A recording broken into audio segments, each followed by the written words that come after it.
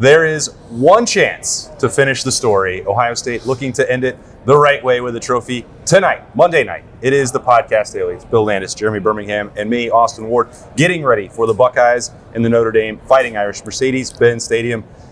Can't wait, guys. It's been only a week and a half, but it feels like 10 years of build-up for this one. It's just been a long playoff, I think. It's been the suspended playoff, I think, has worn everyone down. So I'm excited to get it over with on Monday night, which should be a great festive atmosphere in Atlanta. I'm not ready for it to be over. Yeah, you are? You enjoy the journey? No, I just feel not the destination. No, I just think that this is a team that I really have enjoyed getting to know a lot of these guys who are moving on, and it's always hard when the next wave comes in. And this is not just the end of this season for Ohio State, but it's like the end of this era of Ohio State football.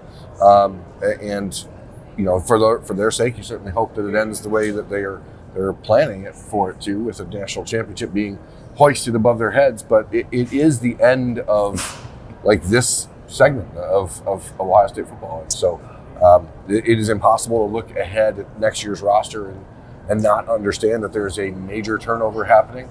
That doesn't mean Ohio State's going to be bad or finish 8-5 or something like that, but it does bring into focus, I think, how unique this group of people that are in this program right now, the Amaabukas, the Trayon Hendersons, the Jagassawws, how they are and how unique they are. And in the world of college football nowadays, you have 7 kids from the class of 2021 who are 5-star recruits who are still here. Like it's pretty insane. And I don't think, and I said it on the Sunday morning podcast daily, but I don't know that you'll ever see an Ohio State team built like this ever again. Well, that sounds like a great conversation for a Wednesday or a Thursday or a Friday, but that's what I'm feeling today. Got to get into your feelings. I get it. That's something that we can talk about after we see what the outcome is going to be on Monday night. It's all onto this. One game, one opportunity for the Buckeyes. So will they hoist the trophy? This is the bold prediction show. And it has worked out pretty well, I think, for you out there and for us to just start with the score and then work backwards. So let's do that. Bill, who's going to win? Who's hoisting that trophy? I forgot about this part. I have felt like I'm going to pick Ohio State. It was just a matter of what kind of game I thought we might get. I don't know that Ohio State's going to blow Notre Dame's doors off, but I think they will probably cover whatever it is. What is it now as we speak? 8.5 still? Yeah. I think I'm like 31-17 Ohio State, I think, is where I'm going to land. There's an opportunity, I think, for Notre Dame to slow this down and make it a little bit of a slog. But even if that happens, I think Ohio State's capable of winning a game like that too. It's just been interesting to me that people have pointed to the Cotton Bowl and said, like, well, just do what Texas did and lure Ohio State into a lower scoring game. It's like they won. They won that game. And Texas is very good. And they would have won by more if not for some self-inflicted issues there with the penalties. So I don't know that Ohio State is a team right now that can be baited, I guess, for lack of a better word, into a game that is more played on Notre Dame standards, or at least in a way that would be to Ohio State's detriment. So maybe it's a little lower scoring and Ohio State finds a way to win. If it is a little lower scoring, that definitely invites the opportunity of a Notre Dame win. But I don't know that Ohio State's offense is going to be totally held in check here. Notre Dame's defense is very good. All the statistics bear that out. They haven't played a team that looks like Ohio State. The same thing was true of Texas in the Cotton Bowl, and I thought Ohio State moved it pretty well there, and again, just hurt itself. So if I'm going to bank on Ohio State not hurting itself quite as much as it did in the Cotton Bowl, I think they'll win this one by a couple scores. All week long, I have been back and forth between Ohio State blowing Notre Dame out or Notre Dame winning close, like 14-10 or something, because I can't get November 30th out of my head. And today I think it's, and I said, like, there's no in between in my mind. I think it's either an Ohio State 3+ touchdown win or a close Notre Dame win. And so in between? And so today I think it's 27-17 Buckeyes, and that's where I'm at. But that's not a blowout. I've settled on an in between. After all week saying that there was no in between, I really do feel like 27-17 Ohio State. It's a cover. It is an under, and it is. What is the total?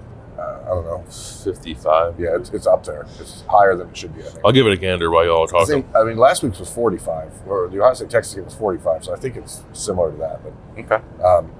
It is a game where, to what Bill said, is if Ohio State doesn't shoot itself in the foot, I don't know that Notre Dame has enough to beat the Buckeyes on their terms. And I have faith that the Buckeyes coaching staff will not allow themselves to be dictated to in this contest. 45.5. 45.5. Okay. State of Georgia has not allowed online sports gambling, so I've been so disconnected from the numbers. California, Texas, and Georgia throughout this playoff. Come on.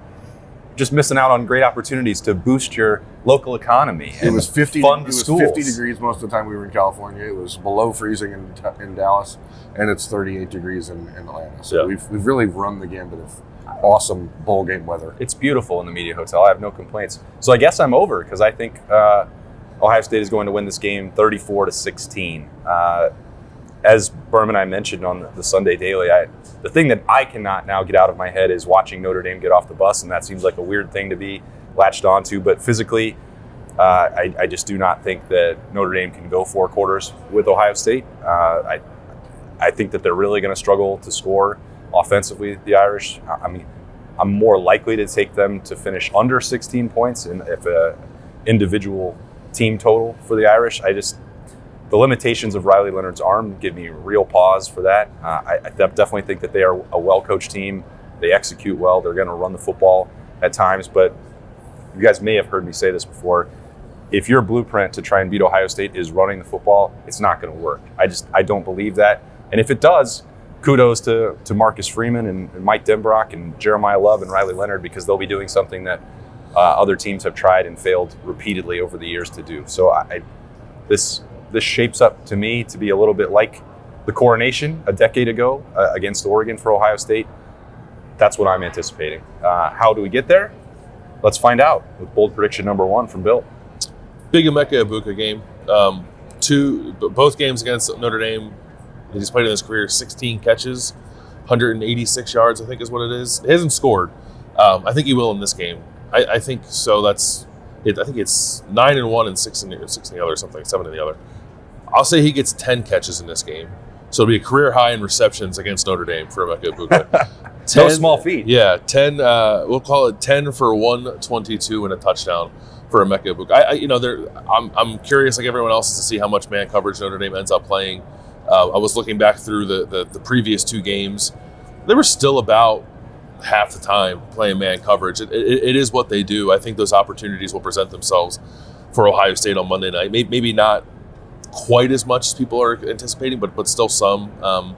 And when it comes time to throw a little more attention Jeremiah Smith's way, I think Amaabuka has proven that he can attack this defense, that Ryan Day has proven he has good ideas about how to get Amaabuka the ball against this defense, and that will continue in Emeka's last game. And I guess in the course of doing that, he will become the program's all-time leader in receptions and yards, right? If he gets that number. A deserving honor. Yeah. I thought he would have had well before now, to be honest. Yeah, no, I agree. I think it makes sense for me for Ameka to be the guy that holds that. What an accomplishment that would be to go out on. Notre Dame is starting a brand new left tackle this week, a guy who was supposed to be their starting left tackle at the beginning of the season. He got hurt and has not played all year. Charles Jagassaww back and healthy for Notre Dame. He will be the guy they're relying on to keep Riley Leonard alive in this game. And I have just seen a different JT Tuimoloau in the last 3 games for Ohio State than we've ever seen in his career. He's healthy. The ankle's fine. No worries. I have just this feeling that him and Jack Sawyer are going to put Jagassaww in a blender on Monday night. And to no fault of Charles, he's going to be a really good player. And this is just a tough ask for your first game. Isn't it? It's wild. When we said that just about Luke Montgomery and the opportunity he had against Tennessee a month ago, this is that times 100. This is a tough ask for your first game of the season. We've seen Jack and JT, I think it's been over 3.5 sacks each of the last 3 games combined. I'm just going to ride that as a nice early BP, plus 3.5 sacks for those 2, and a total of 5+ tackles for loss for Jack and JT. And they've just been so good. And again, it's not a knock on Charles Jagassaww. We were talking about this on the Sunday Daily, Bill, and I'm curious your thoughts. With Phillip Daniels and Ethan Anianwa being Ohio State's scout team tackles this week, are the Ohio State scout team tackles better than what they would expect to see on Monday night? That's a good question. Yeah, maybe similar. I think Jagassaww is going to be really good, like you said, but I think he's made 1 start at tackles in a bowl game last year. And Emil Wagner is their right tackle, who's like 290 pounds. There could be some issues. I mean, he's played well, despite being a little smaller than he should be at tackle. I think it's about as good of a scout look as you could hope for Ohio State's defensive linemen. So I think maybe worthy of a conversation at least. I'm gonna stick with the theme here, which is Ohio State's returning veterans, capping their careers with maybe individual honors, certainly trying to lift a trophy. Lathan Ransom has been so overshadowed, I think, by Caleb Downs and maybe even not just Caleb Downs, the way that Cody Simon has played, the way that Jack and JT have played. On a star-studded defense, Lathan doesn't come up very often, and he should. He deserves credit. It is the best tandem of safeties in the country. I thought that going into the year. I think they have validated that week in and week out. And he has delivered some just jaw-dropping, bone-rattling hits in the playoff. And I think Lathan is going to have 8 tackles in this game, and he's going to force a fumble. And there's a good chance that he's going to recover it, and he might score. I'm not going to boldly predict the score, but there's going to be a punch out. Maybe he'll get tackled at the 2 or so. I don't see him getting into the end zone. I want so that. Close, though. I want so that. Close. No, I want it for him. Like that would be very cool for Lathan Ransom, and then he can talk his trash afterwards and say that he got the spotlight and all that. That was something early in the year. I'd never really heard Lathan put it in terms where he felt like he was being overshadowed, not by Caleb, just that nationally people did not give him the credit that he deserved, and injuries have been part of that. I think, with the first part of last season, he was looking like a first or second round draft pick at safety, and then that sort of tapered off largely because he wasn't able to finish out the year the way he wanted to. But he came back really driven. He's always been focused. He's always been motivated, but I think he's got a little extra to prove just personally as well as for the team. I think it's going to be a really, really good game for Lathan. I've seen a lot of people do those position breakdowns and who has the edge, and there are a lot of people saying Notre Dame has the edge at safety. I didn't want to bring it up. Xavier Watts is awesome, and if you want to say you think Xavier Watts is as good as Caleb Downs, I would disagree, but I would see where you're coming from. Lathan Ransom is significantly better than Notre Dame's second safety. So to say that Notre Dame has the edge at safety is crazy. But also, I guess Lathan's seen some of that. Also, you have to include Jordan Hancock. Yeah. So how on earth could you get to the point where you're putting an arrow to the Notre Dame side? What's wrong with you? You don't know ball. Anyway. You do not know ball. They know engagement. They do know engagement. They know but they social media engagement. The one that I saw, and maybe this is the one that you saw, gave Ohio State the edge at corner and Notre Dame the edge at safety. And I think it's very easy to flip one of those, and maybe more debatable that maybe you would want, with all due respect to Denzel Burke and Davison Igbinosun, if you were looking at the Oregon game, for example, you might have a more compelling case to flip the arrows on that one. Sure. Anyway, Not safety. Very strange. Yeah. Number 2. I think Trayon Henderson is very involved as a pass catcher in this game. Thinking about the man coverage Notre Dame is going to play, Trayon against linebackers is going to be a bad day for those linebackers. And I think he'll be explosive while doing it. He seems to, I think, so he had the screen pass against Texas. He had a long run against Oregon, right? I guess, did he have an explosive one against Tennessee? Yeah. I can't remember. So, we've talked about how fresh and explosive he looks, how fast he is. I think he will have a 60-plus yard touchdown reception in this game. I think you're going to see the return. He also had a 60-yard plus run for a touchdown against Notre Dame last year. Yeah, on the counter play. That's right. No, not a screen. I think with all the man coverage that Notre Dame will play, at least some, we're going to see the return of the mesh concept, and you're gonna see the mesh wheel to Trayon Henderson, and I think that's going to get him a 60-yard touchdown on a day where I think he'll have 5 receptions for, if he's going to have a 60-yard touchdown, probably close to 100 yards. Wow. I love the mesh wheel. It's a beautiful play. It's a great play. Yeah. I just get the sense that we are starting to see Quinnen Jupp back to what he was like week 1 or week 2 in the season. He's just running super pissed off, super angry. It's like every time he actually has a big play, he gets madder. I don't even understand it. Like he comes off the field after his first touchdown against Texas, and he's just yelling at everyone in the crowd. And I'm like, aren't you supposed to be cheering with these people? He was just so angry, and I don't even know who he was mad at, but I get a feeling that he's going to be mad at Notre Dame. He's got a secret. Yeah. He's always angry. Oh, that's the way to get there. He's Notre Dame is going to have to stop Ohio State from throwing the ball or try. And I do think that you can get them in the running game especially if Ohio State is able to mix in a little bit of Will Howard, which I think we'll see more of this game than we have all year because there's nothing left after Monday night. And if you can put a little bit of a read option wrinkle in there, that really has a chance to pop a few things for Quinnen. I think this is going to be.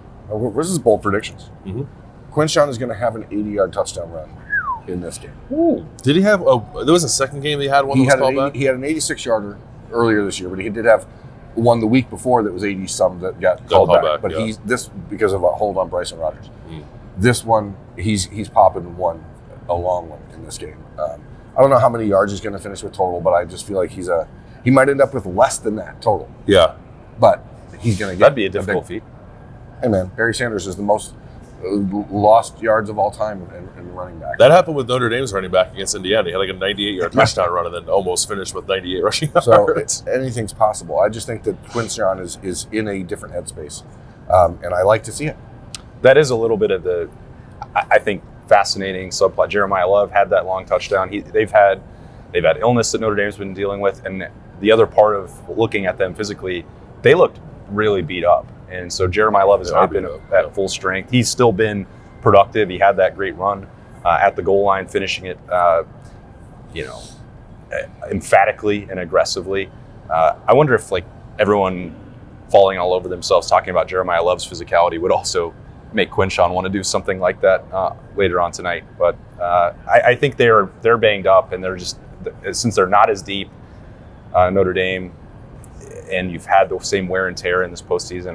That's another reason why I think Ohio State has the edge in this one, but we'll certainly find out about that later. I think I've just been so impressed, Bill, by the way this offensive line has played. We talked to Justin Fry on Media Day as part of the Notebook, and the cohesion of this group that has been tested repeatedly. They haven't had a chance to actually get five-man chemistry really until the postseason. But even still, they've been rotating, and Austin Saravel's been banged up, and Integra Chapola's coming in and out. Luke Montgomery finally got a really extended run there at left guard. But they've not played a perfect game, really, by any stretch. But I think this will be close. I don't think that they're going to give up a sack, and I think Notre Dame will only get 2 pressures on Will Howard in this game. I can see that, yeah. It's a good defensive line, but not an overwhelmingly overwhelming defensive line, I guess, when it comes to pressure. Yeah, we'll see. But they played so well. Yeah, we've got one more game left, and there is a guest picker in the house. What have you thought about the college football playoff preparations in Atlanta? Well, this is a pretty big experience for me here. Yeah. Well, it's great to have you guest predicting again, Liberty. This is the hometown of Cody Rhodes. Yes. Do you think Ohio State can finish the story? Yes, and good one. Oh, thank you. So what's on your mind? What are you going to boldly predict for this matchup against Notre Dame? Well, I think Jeremiah, 2 touchdowns. Maybe Will Howard, 2 running touchdowns, and 1 normal. Okay. Passing. And then Amaabuka, let's go 2. Wow, that's a big win for Ohio State. What do you want to? Where are your seats? Do you know on Monday night? You're going to be there.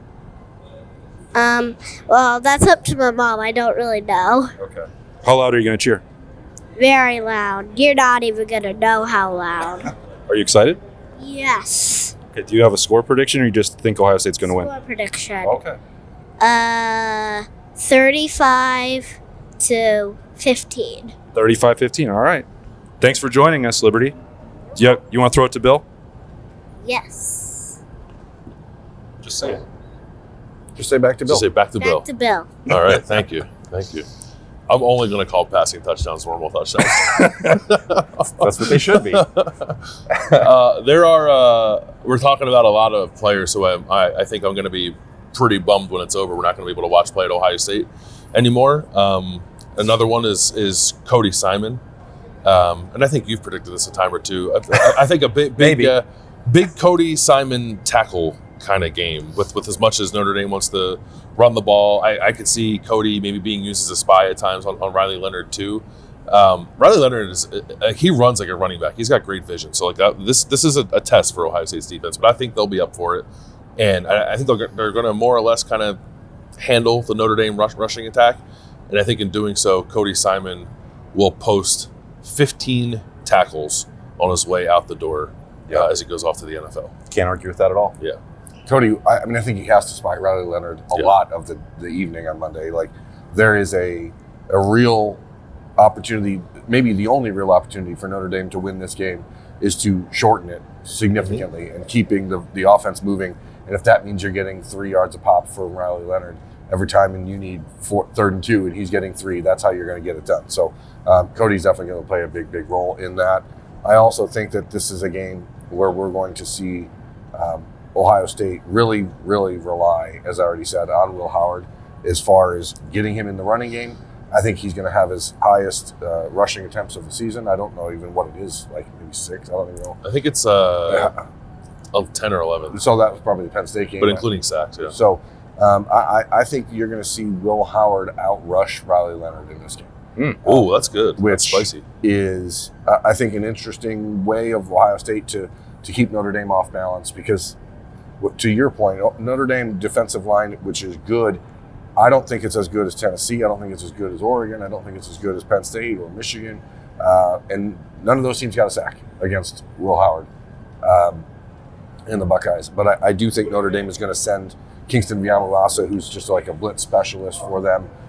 He's a little dinged up. I saw him with a brace on his hand or something on his wrist. But I think that's the way you mitigate that and neutralize that is by having Will Howard play a role in the running game that no one has seen this season, really. We watched it in the spring, and we're like, oh, look what this dude can do. And then he's never done it, and now he's one-legged Willie in Kansas State. You never were this unathletic at Kansas State. I think it's an opportunity for him to step up. Isn't that also what they call the Wildcat? Isn't he Willie the Wildcat? Willie the Wildcat, yeah. Yeah, that's funny. One-legged Willie the Wildcat. Huh. But I think trying to be an Ohio State legend. The BP here is that Will Howard outrushes Riley Leonard. Yeah, that's a good one. It's a little spice in the pepper. Yeah, way to end it. Thanks. Yeah. I don't even know how to top that. I was going to say one more senior farewell, and it's a combo. It's the same game parlay. It's also a post-game parlay. G. Scott into the end zone for Ohio State. A normal touchdown. Receiving touchdown from Will Howard. And then Berm will make G. Scott cry in the post-game. I'm going to try so hard. The mission, if you choose to accept it.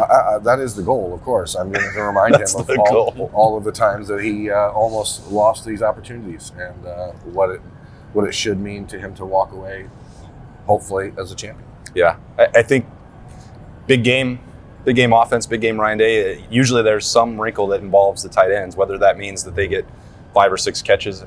We'll wait and see. But I think they're going to be a red zone weapon for sure. And G. Scott, we've made this point a number of times. Stock watch, having him on the notebook after the Cotton Bowl. A lot of opportunities where it could have gone awry for him, and some times when it actually did go awry for him, and it was maybe that's going to be the end. But he stuck through it, and this tight end group starting to really round into form once you got Will Kazmarek back in there. I think Ohio State is at its best when it has some 12 personnel that it can really rely on. So G. Scott, Will Kazmarek teaming up, but I think it will be the veteran who scores, and Will Kazmarek can have another opportunity for that next year. It's going to be fascinating how this game unfolds because, as Liberty said, there's going to be 5 Ohio State touchdowns, but Will Howard's only throwing 1 passing touchdown. So there's a rushing touchdown for JJ, 2 rushing touchdowns for Amaabuka, or maybe she perhaps meant a special teams touchdown because Ohio State hasn't returned a kickoff for a touchdown since 2010. It's true. We're not going to double check her math on that, all right? I mean, the math is good. It's just, she said 5 touchdowns. She said 35-15. The math is good. It's sound. That's true. I was worried because it just kept sounding like 2 touchdowns here and there, and I put her on the spot. She is still learning. Yeah. She's getting there, but she's excited to be there, and so are we. What if Amaabuka returns the opening kickoff for a touchdown? What if Ohio State returns a kickoff, out to the 25? Yeah, I'll just take Amaabuka returns it to the 36. Yeah, to the 28. Productive kick return. I would write down immediately. Well, that's something I haven't seen all year. A plus 3 yards or out to the 28. Awesome. If they do that and they were just return to the 30, I said Notre Dame is in big trouble tonight. This game is a wrap. But we get to find out in a few hours. Can't wait to be there. It's going to be electric. Mercedes-Benz Stadium, Ohio State, Notre Dame. It is the national championship game. The journey ends here. It's been a long one. Ohio State looking to cap it with a trophy, just like they did in the first version of the expanded playoff a decade ago. Stick with us all day for pregame keys. We'll have there's more Kings, I'm sure. They're never going to stop talking. We're previewing this game. We should, but we won't. And then we'll have the notebook and snap judgments and everything else after that. It's a big day. And thanks for starting with us on the podcast daily with some bold predictions. For Bill Landis and Jeremy Birmingham, I am Austin Ward. We'll see you.